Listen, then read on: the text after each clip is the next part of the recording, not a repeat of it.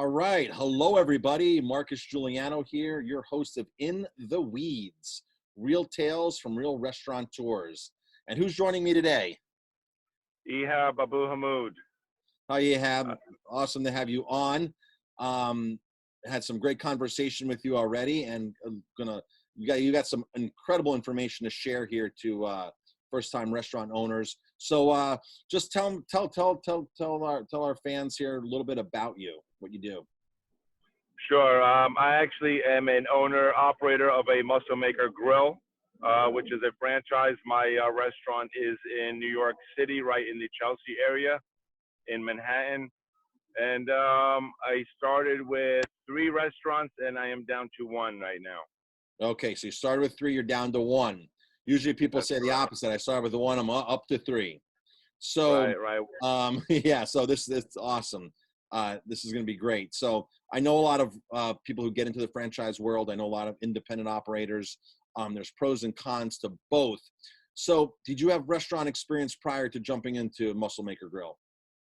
No, I did not actually. I had pretty much 0 experience with any of you in the restaurant industry. So that's why I chose to go with a franchise. It was like a security blanket, somebody to hold my hands, basically show me the ropes until I kind of got a hang of it myself and then put my own little twist on it. Awesome. So yes, people don't understand what it takes to open a restaurant. And I'm sure even in the franchise world, it takes a lot. Imagine taking all those tools away from you. And getting into this business. And that's what a lot of people realistically do. They say, I'm doing a career change, I'm jumping into the restaurant industry, and there's no blueprint for them. Now, you had a blueprint. Is the franchise world all it's cracked up to be? Is it always 100% success? Absolutely not. I don't think anything in life is 100% success. But I can tell you, being in the franchise world, I highly advise against it. Against the franchises? That is correct. If you were to open up a restaurant, you should do something on your own. Something on your own. So obviously get good experience first, I'm assuming, right? Understand. Oh, absolutely. Absolutely. Without a doubt. I mean, you don't have to actually go into a franchise business yourself in order to gain the experience. You could actually go work for a restaurant, gain your own experience, see what it's all about, and then, figure out whether you want to, is that something you want to pursue. So do you imagine opening another location of the same concept? Or, I mean, have you talked about expanding at any point, or are you happy where you're at? Oh, I'm completely content where I'm at. I actually expanded. So like I said, if we had this call a couple of years ago, I'd tell you I'd have 3 or I'd be expanding. But at this point, at this juncture of my life, I'm actually trying to reduce the amount of work I'm doing. Excellent. Excellent. I'm all for working less. Can't blame you for that. In the restaurant industry, at least. Yeah, I mean, it's we all know it's day and night in the restaurant industry. So speaking of workload, how many hours do you work a week? How often are you actually at Muscle Maker Grill, your location? Right. Well, right now I've kind of reduced my hours. Again, when I had the 3 locations, you were talking about 70 to 75 hours a week. That wasn't any fun. So I was kind of making money, but I was miserable making money. So that's never fun. And again, you touched on the restaurant business. You have to be there kind of night and day if you want to make this thing work, unless you got to pay for good help, and that's a pretty penny. So just in terms of wanting to be in the restaurant business, that's something really you have to have a lot of energy for, I should say. Yeah. How often do menu changes come across from corporate? Menu changes, very rare. The only time that they'll actually send something out is kind of like a limited time offer, an LTO. And that's never like a showstopper. So, and anything that actually does do any success, they kind of stop that. So I never got the logic behind that. So again, kind of just being an independent franchisee, sometimes I keep the LTOs. Okay, you're okay. So how many locations does Muscle Maker have? Do you know the current count? I don't. I know there was a ton of them that closed down, and I know there's some that are in development. So, they definitely don't have as many as they used to. I know that the company wasn't as healthy as it should be. There were some issues going on. They were trying to take the company public. So there's a lot of politics going on right now inside of corporate. People don't realize how many franchises are out there. I think the average consumer that walks down a Manhattan street or any city street doesn't really realize beyond the restaurant world, all kinds of carpet cleaners, everything. Franchises are very, very popular and out there. How did you pick Muscle Maker Grill? It's a funny story because actually I got married back in 2006, and I moved, and I actually moved into the town where the very first Muscle Maker Grill was located. So the original store, and I actually patroned that location, and I wasn't too fond of the food. Again, it was more of the healthy concept. I was working out at the time, so I said, let me try to eat healthy. Again, did not like the food. So about a year later, I seen one of those stores, same restaurant, pop up in my the town I used to live in prior to getting married. So I went into that location, and it was very busy at the time. And I started thinking where one of these would do really well.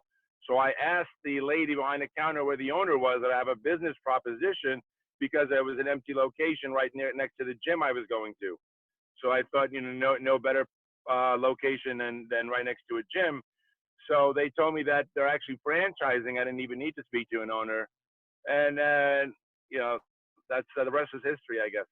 Wow. Okay. Very cool. Very cool. So at least you knew of the concept and what was going on and bought into the principles of the concept before you jumped in. I did. And actually, let me say, I actually had a dish. It was called the Arizona. It had me at hello. So my previous experience that I had at Muscle Maker at the original location wasn't so great, but actually giving it a second chance and hearing about it, pop up in that area from my family members, I decided to take a chance. And again, I mean, the dish that I had was phenomenal. And right then and there, I knew I wanted to get into that business. Wow. That's very cool. That's very cool. All right. So in the franchise world, you've been open since, when did you say, 2012? 2012, correct. 2012. So 7 years in. So that's a cool stretch of time, 7 years. And I know a lot of other Muscle Maker Grill owner operators that didn't even make it 2 years, didn't last 3 years, didn't last 1 year. Yeah. Yeah, I can imagine. So I've actually been into a Muscle Maker Grill. It's been a while, and I didn't realize they were a franchise. I thought they were just a multi-unit independent operation. I haven't been in one in 5 years or so, but I saw it in Manhattan. I popped in, and I forgot what I got, but I had gotten something at the time, and I was like, okay, cool. So great concept, great name. I'm assuming they're going after more of a niche market of the people that want to live healthy, work out, watch what they're eating. Yeah, absolutely. That's exactly what it is. Again, but the name Muscle Maker Grill, I think, kind of has a negative connotation to it because when you look at it, you think, juice heads, bodybuilding. Yeah, so we kind of don't get that female audience or, that female-based customers. Although we are in New York City, so we do get more than other locations. But again, the name kind of just gives it a negative, like I said, connotation to it. The first thing I think of when I hear the name is like a Gold's Gym and dumbbells. Sure, So exactly. that's the first thing I think of. I've had that somebody ask me if we sell grills. We sell actually barbecue grills, or do we sell mussels, seafood? So. All right. So what's some advice you can give to people that want to jump into the franchise arena? Run as far away as possible as you can, and don't look back. So I have a friend in New York City area who made a ton of money in his first franchise round, and then is sold, and then went to a second one and lost a ton of money. And he now coaches franchisees on this whole art of business. And he's been a very successful coach because he's made $1 million, lost $1 million. So he's seen both sides of the spectrum on it. And again, people don't understand. A lot of people don't understand that a franchise is not a guarantee. It's for success. You have to work just as hard, although things are laid out for you. Like you said, a blueprint, which is really cool because a blueprint is going to help a lot of restaurateurs, just in general. It helps a lot of restaurateurs because a lot of people get into the business, even people that have years and years of experience. And my experience as a coach and helping other restaurateurs and being part of a mastermind is you can have somebody with 20 years experience get into the restaurant industry and still don't know how to run food costs, don't know how to set up a training manual. They might make the best food ever because they're a chef. But when it comes to that other stuff that they've never done for 20 years, they fail miserably. They've never placed an ad in their life because they've never had to. And, and that's like, it's a total shock to them. And they don't understand why they're not a success. So that stuff can be very helpful for a lot of people, these blueprints. Let's talk about marketing. How much flexibility did you have in marketing? I know they probably take a certain percentage of your sales to go to marketing. Does the marketing work? Yeah, I honestly feel that marketing, it depends what kind of marketing. Right now, the biggest hits that we're taking is from our third-party vendors or third-party partners, which is Grubhub. I'm sure you're familiar with Uber Eats. So I'm sure they do their kind of own promotion. However, they're taking a big chunk of the pie from us. But they're getting us most of our customers. Now, if we do any of our local marketing, I have to be honest and say no. To me, the most effective marketing, I believe, is guerrilla marketing, door to door, taking our menus. And we're in New York City, so, there's so many, it's tough to get into the residential buildings, but there's so many businesses on every block that you could just, freely walk in and hand in your business. That's the kind of local marketing we do. We don't do it as much as we should. And I believe that corporate doesn't really do a good job of marketing for us. Again, they're on all those free platforms like Facebook, like Instagram. Again, but they continue to take a percentage from us for marketing, but they're not really doing anything other than putting the same stuff on the same platforms that are free and don't cost anything. So I love when you say guerrilla marketing, just walking around to other businesses, dropping stuff off. I had a conversation with a client today. Get in there, drop your food off, say hello to people, just make them know who you are. Because chances are they don't know who you are. And that's the best way. Yeah, people can see a Facebook ad, this and that, but unless you've got a good ad copy, a good hook, a good lead magnet, and good marketing to follow up, nothing beats good old fashioned face-to-face. Here's my product, here's what I'm selling. Absolutely. And the whole thing behind that as well is, you're telling people to get in there. It's about confidence. How do you have confidence in your product? That's number one. If you walk into a business and you want to sell your product, do you have the confidence to be able to talk about your product? So, there's another thing. People don't want to do it. It becomes stale after a while. You keep on going out and you're doing guerrilla marketing and you don't feel like maybe you're getting the same response that you should get. But it's being able to sustain that energy because the restaurant business takes so much out of you anyhow. So you have to find time to be able to do those things or send somebody out that you can trust that's just not going to be on the corner holding those menus and actually do nothing with them and come back half an hour later and they're probably thrown in the garbage. Yep.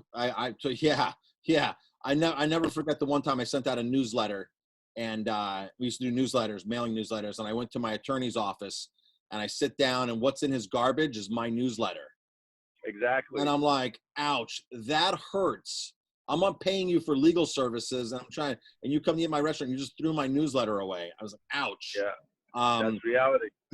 So what, do you guys get your own Facebook page for your location or is it one corporate Facebook page? They have one corporate Facebook page. However, we are allowed to have our own local Facebooks, our own restaurant Facebooks. I'm kind of old school, to be honest with you. I was completely antisocial. Anti-social media, I should say, not antisocial. I am having a conversation with you. However, again, but I do know now that it's very effective if you know how to use it. I, for one, don't have any time. That's just the life of a restaurant owner. Being able to organize your own time, which is very difficult because I'm also doing catering and other things in the morning. So we are allowed to have it. Do we have a Facebook page? We do, and that was just from an old employee that we hired. He set it up. We don't actually do anything with it. Very rare do I actually go on Instagram and do any posts or anything. So we are allowed to have our own page. To answer your question, and if we do have anything that we want to share, we want to send it to corporate. They'll actually take it and post it on their corporate page. But again, I don't see any there's no impact in terms of success regarding having whether it's their Facebook page or our Facebook page. how about a website? Can you have your own website, or it's all one corporate website? It's all one corporate website. So, whether do we have our own? I'm sure we can. Do we have one? No. Okay. All right. So what are some things, of course you said people should run away from the franchise industry, but what's one big lesson you've learned being in the restaurant industry? Just the time. The time consumed in a restaurant is just a lot of hours. So, you pretty much have to marry the restaurant if you want to make it work. If you want that restaurant to be successful, you can't turn the keys over to an employee and think that they're going to run it as an owner would run it. Yeah, you could be away, but you don't know what's going on. Every transaction that comes in, you don't know how that's handled. Even if you have cameras, even if you have a microphone, do you actually have the time to sit there and listen to what's going on? If you're going to do that, you might as well be in your own restaurant running the business. Yeah, we can train staff, but the reality is a $15 employee gonna give a crap like we do? The bottom line Not at all. is there's not many that would even give half a crap like we do. I was just No, away. and I was just away for 3 weeks in Italy, and I said to myself, I wonder how many nights my kitchen fans got left on. I wonder how many nights the heat wasn't turned off properly, and heat went right out. These are all questions, and it's on checklists. It's there. We train them. We show them. But it's just they don't care like we care. It's not their money. So I mean, yeah, I know that checklists help. I know systems help. I know all that helps. But a lot of people don't do the follow up. They don't inspect what they expect. They don't have anybody else to follow up for them. And before they know it, there's chefs buying something in a restaurant that's totally off spec. They're doing the wrong portion size. And they haven't changed the menu price. And the owner wonders why the food cost is 40%. So I'm like, yep, well, yep, jump on the line every now and then and check things out, So sure. what you mentioned earlier in our conversation, something about a demolition clause and a lease. Can you talk more about that? Yeah, well, little advice to anybody that will be getting space for a restaurant in New York City, just to make sure that there is no demolition clause, meaning that if the landlord wanted to take the space back and actually demolish the building, they have every right pretty much to terminate the lease and kick you right out. Wow. And you, of course, knew nothing about this beforehand. No, we did not actually. Wow. Wow. Wow. I would have never thought to look for something like that, to a demolition clause. And who would think, well, who's Believe going to me. knock down their building, right? But yeah, I guess that can happen. Absolutely. Oh So yeah, it did. that basically put you out on the street, put the restaurant out of business, or you had to move It, locations. we relocated. We contested. Obviously, we disputed the demolition clause. We were able to buy some time, find a location which is pretty much a couple of blocks down from us. It was actually a bigger location. We kind of outgrew our space anyhow, to be honest with you. But now, when you go into a new space, the overhead is much more. It's a bigger space. So, that comes with the territory. But we did not have, we actually closed down for 3 days, which was over the weekend. We chose the days we wanted to close down to give us some time just to get everything settled, situated, and then back up and running. Awesome. Awesome. Well, Ehab, this has been awesome. Let's leave on one positive note here. What's one of your biggest successes you've had in the franchise arena? Just being, growth. I was able to have three restaurants open at the same time. I did very well in my first 2-3 years in New York City. I was able to make money, but to me, it's just not sustainable. Everything changes. The landscape, the industry, the restaurant landscape changes. Things change. The niche changes. So things change in the restaurant industry all the time. It's whether you're trying to be ahead of the trend or just knowing what your competition is doing. But I do want to say one thing, that I'm actually looking to get into a new business, which is the restaurant consulting business. And I'm actually willing to charge my back. Sorry, I got cut off. You're there. You're there. My wife is calling me, so Ah, I got to keep on declining because I really want to get this okay. across. All right. So what I wanted to say is I was going to charge $5,000 for my consultation fees and $2,000 to talk you out of it. Dude, that's the talk you out of it. And I think it'll be a very successful business, believe me. All right, Ehab, thanks for joining us. I appreciate it, and best of luck to you in Muscle Maker Grill and your consulting business. Thank you. Thank you. I appreciate that. Anytime you need me on, or give me a link or send me some tickets for that. I'd love to meet you. All right.